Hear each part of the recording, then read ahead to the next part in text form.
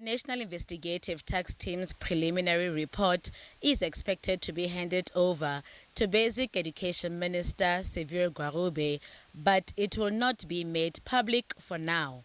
The full report is expected to be presented to the minister at the end of this month. The Gauteng Education Department was the one that first detected the anomaly.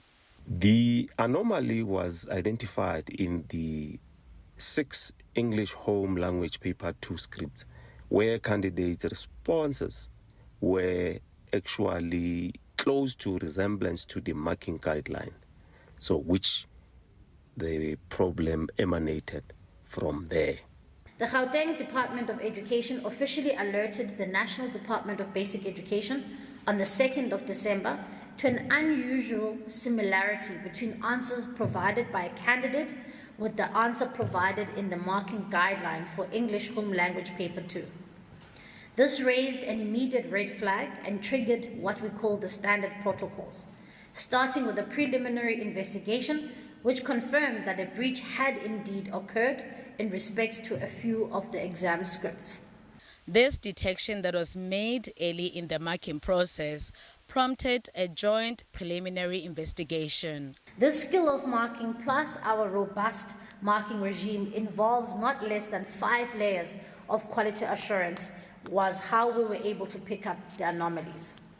Once alerted, the Department of Basic Education and the Gauteng Department of Education assembled a joint investigation team. The team began interviewing the first group of learners whose scripts were flagged and later expanded the interviews to additional learners likely to have been exposed to the material. Investigators revealed that the breach originated from the National Education Department's offices and extended beyond a single question paper. The breach occurred at the offices of the DBE, where question papers are set.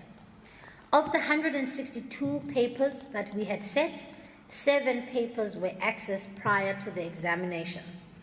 These are English Home Language Paper 1, 2, and 3, Mathematics Paper 1, and 2, Physical Science Papers 1 and 2. These papers were shared via a USB storage device. The spread seems to be confined to 7 schools in a specific area in Pretoria.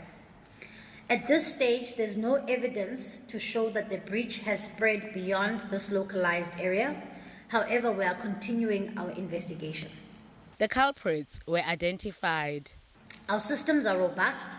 They've allowed us to identify the suspect involved is an employee of the DBE who has a child in grade 12.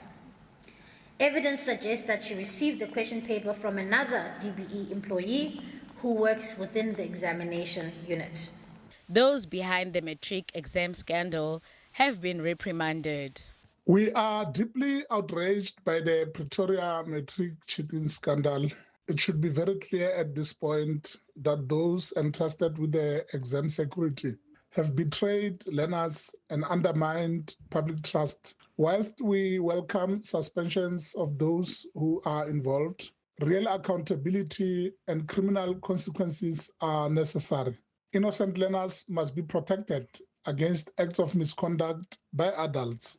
We also wish to applaud the basic education officials who detected these acts of copying during their marking processes.